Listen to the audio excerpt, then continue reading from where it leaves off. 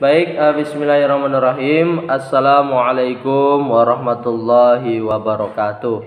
Baik anak-anak semua, bagaimana kabarnya? Kali ini bertemu dalam video pembelajaran, yaitu kita bertemu pada tema 7, subtema 3, yaitu mengenai peristiwa mengisi kemerdekaan. Baik anak-anak semua, pada kesempatan kali ini Bapak akan merangkum materi-materi apa saja yang terdapat pada di subtema 3. Ya, baik anak-anak semua, untuk tujuan pembelajaran pada hari ini yaitu anak-anak semua dapat mengidentifikasi serta menentukan bagaimana cara mengisi kemerdekaan suatu bangsa. Yang kedua, anak-anak semua dapat menentukan perbedaan antara surat undangan resmi dan surat undangan tidak resmi. Dan yang terakhir, anak-anak semua juga dapat mengetahui yaitu perubahan pada wujud benda. Baik anak-anak semua, pada materi kali ini kita akan mengetahui tentang apa saja kegiatan untuk mengisi kemerdekaan bangsa Indonesia. Anak-anak semua, kita telah menyimak berbagai peristiwa yang terjadi selama penjajahan bangsa Eropa sekutu ke Indonesia, sampai prosesnya proklamasi, sampai setelah itu ada kejadian heroik yang terjadi setelah kemerdekaan. Jadi proses kemerdekaan ini sangat panjang, bahkan anak-anak semua butuh perjuangan dari para pahlawan untuk menumpahkan darahnya demi kemerdekaan bangsa Indonesia. Nah, jadi demikian Indonesia dapat merdeka dengan segala bentuk perjuangan dan pertumpahan darah para pahlawan. Nah, anak-anak semua, kemerdekaan yang sudah susah payah diperjuangkan, maka harus kita isi dengan kegiatan-kegiatan yang bermanfaat. Nah, kegiatan yang bermanfaat ini banyak hal yang dapat kita lakukan untuk mengisi kegiatan di kemerdekaan bangsa Indonesia. Salah satunya yaitu mencintai dan bangga menjadi bangsa Indonesia. Nah, seperti itu anak-anak semua. Hal tersebut dimulai dengan mengamalkan nilai-nilai Pancasila. Karena Pancasila ini memiliki kedudukan paling penting di dalam kehidupan kita bermasyarakat. Nah, sekarang Bapak ingin membahas ada 3 kedudukan Pancasila di dalam kehidupan kita. Yang pertama, Pancasila itu sebagai dasar negara. Nah, jadi sesuai rumusan yang telah dirumuskan oleh BPUPKI yang diketuai oleh Bapak Rajiman Weddio Diningrat, akhirnya disahkan oleh PPKI, ketuanya Bapak Insinyur Soekarno. Nah, jadi dasar negara ini adalah Pancasila, adalah sumber segala aturan bangsa Indonesia. Selanjutnya, yang kedua, kedudukan Pancasila di dalam diri kita. Yang kedua adalah sebagai pandangan hidup. Pandangan hidup atau ideologi bangsa. Nah, Pancasila ini diyakini sebagai kebenaran dan pemersatu bangsa.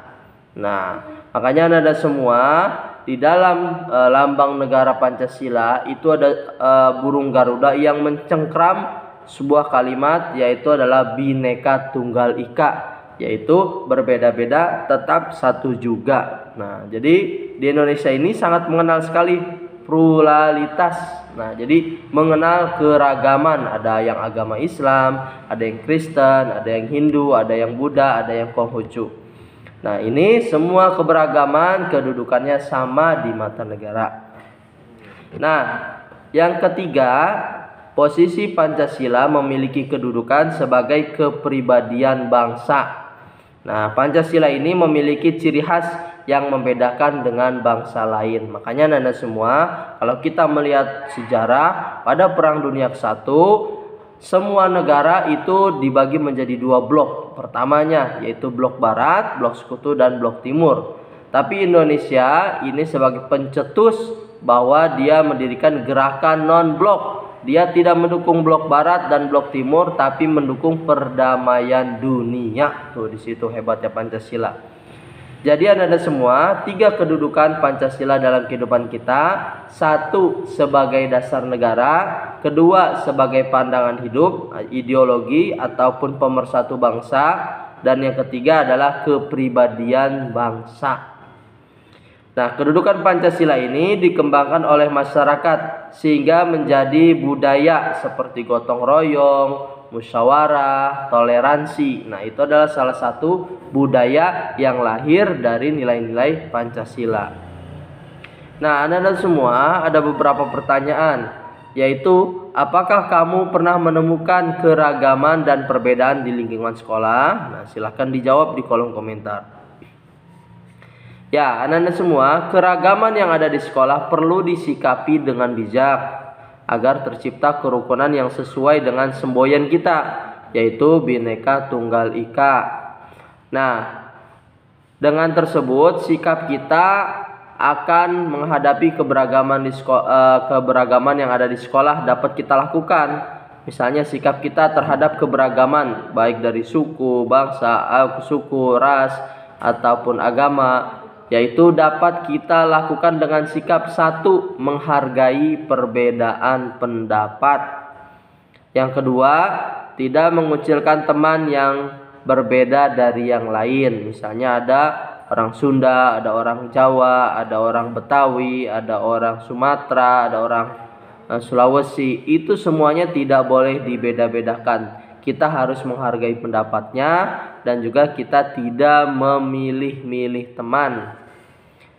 Dan yang ketiga yaitu menjenguk teman kita yang sakit tanpa membedakan tadi suku, agama, dan yang lain-lain. Yang keempat yaitu melerai atau memisahkan teman kita yang sedang berselisih, ataupun bahasa Arabnya adalah mengislah, yaitu mendamaikan. Baik anak-anak semua, budaya yang terbentuk dari Pancasila ini, tadi ada 4 poin yang bisa kita terapkan di sekolah. Budaya yang terbentuk dari Pancasila ini tidak lepas dari perjuangan para pahlawan yang nyawanya berkorban untuk bangsa. Nah, sikap sebagai warga negara kita dapat meneladani sifat para pahlawan. Nah, ada 6 sifat yang bisa kita teladani dari sifat para pahlawan. Yang pertama, sifat berani. Yang kedua, sifat gigih. Yang ketiga, sifat rela berkorban. Yang keempat, sifat berjiwa besar.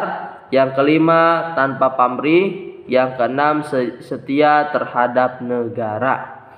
Nah, baik Anda semua, itulah mengenai tentang kegiatan mengisi kemerdekaan. Jadi kita tadi mengetahui kedudukan Pancasila ada 3, sebagai dasar negara, sebagai pandangan hidup, sebagai kepribadian, dan yang lain-lainnya. Nah, selanjutnya ada semua, kita juga akan mengenal, yaitu mengenai surat undangan. Nah, di zaman dahulu itu berkomunikasinya menggunakan surat. Nah, jadi kita akan mengetahui nih definisi dari surat undangan. Nah, surat undangan ini merupakan surat yang berisikan pemberitahuan atau permintaan seseorang untuk menghadiri suatu kegiatan ataupun acara. Nah, surat undangan ini dibagi menjadi beberapa jenis. Yang pertama, surat undangan resmi.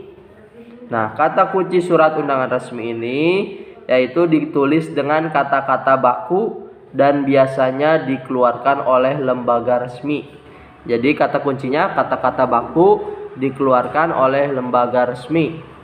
Nah, selanjutnya ada semua, kita akan mengetahui unsur-unsur dalam surat resmi. Yang pertama yaitu kop surat. Kop surat itu misalnya kayak identitas dari lembaganya.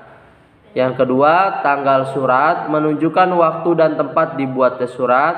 Yang ketiga, nomor lampiran dan hal surat berisi nomor surat dan keterangan tujuan surat. Yang keempat, alamat tujuan berisi identitas penerima surat. Yang kelima, salam pembuka, sapaan pengirim dan sekaligus pembukaan surat. Selanjutnya yaitu isi surat, berisikan pesan yang disampaikan. Selanjutnya salam penutup, salam untuk mengakhiri surat. Dan yang terakhir nama pengirim surat. Nah, itu susunan terhadap surat resmi, surat undangan resmi. Ada kop surat, tanggal surat, nomor lampiran, alamat tujuan, salam pembuka, isi, salam penutup, dan nama pengirim. Dan yang selanjutnya undangan setengah resmi, yaitu undangan yang mengatasnamakan perorangan yang ditunjukkan untuk sebuah lamba instansi. Jadi seorang nih ingin mengajukan ke suatu lembaga resmi, itu surat undangan setengah resmi. Yang ketiga yaitu surat undangan tidak resmi. Surat undangan yang mengataskan nama diri sendiri untuk kepentingan sendiri dan ditunjukkan kepada perorangan. Nah, surat undangan tidak resmi ini biasanya menggunakan bahasa tidak baku. Nah, baik Anda semua, setelah kita tadi mengetahui tentang surat undangan, baik resmi, setengah resmi, dan tidak resmi. Kata kunci dari resmi, bahasanya baku, dikeluarkan dari instansi yang jelas, lembaga yang jelas. Surat setengah resmi yaitu surat yang dikirimkan mengatasnamakan pribadi, perorangan kepada lembaga resmi.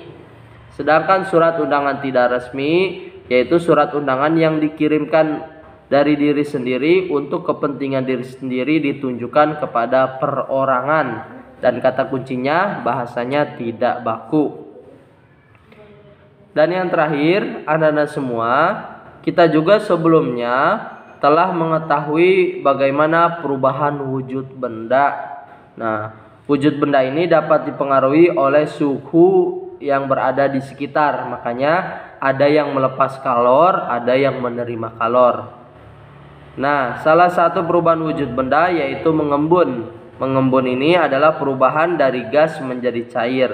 Contohnya yaitu embun pagi dari tetesan air di permukaan gelas yang berisi dingin. Itu contoh lagi. Yang selanjutnya, udara di sekitar gelas turun karena air di dalam gelas suhunya dingin. Akibatnya udara di sekitar berubah menjadi cair dan menempel di dinding-dinding gelas. Nah, selain mengembun juga ada pula mengkristal. Mengkristal adalah perubahan wujud benda dari gas menjadi padat. Contohnya pembuatan kristal es dari uap air yang sangat dingin atau biasanya disebut dengan es kering. Nah, perubahan wujud benda selanjutnya yaitu menyublim. Menyublim itu merupakan kebalikan dari mengkristal. Kalau mengkristal dari gas ke padat, kalau menyublim dari padat ke gas. Nah, menyublim ini merupakan perubahan wujud dari padat ke gas. Contohnya yaitu kamper atau kapur barus. Ya, baik Anda semua, mungkin sampai di sini untuk video pembelajaran hari ini. Untuk pertanyaannya, Anda semua silahkan dijawab. Sebutkan manfaat mengamalkan nilai-nilai Pancasila yang kamu ketahui. Yang kedua, sebutkan kedudukan Pancasila dalam kehidupan kita dalam kehidupan manusia, terutama dalam bangsa Indonesia. Yang ketiga, Anda semua, sebutkan sifat yang dapat diteladani dari perjuangan para pahlawan. Dan yang terakhir, Anda semua, coba jelaskan apa yang dimaksud dengan surat resmi, surat setengah resmi, dan surat tidak resmi. Ya, mungkin itu saja yang bisa Bapak sampaikan. Kurang lebihnya mohon maaf. Tetap semangat, jangan lupa diisi kolom komentar. Kalau ada yang belum dimengerti boleh di chat ke Bapak. Wabillahi taufiq wal hidayah. Wassalamualaikum warahmatullahi wabarakatuh.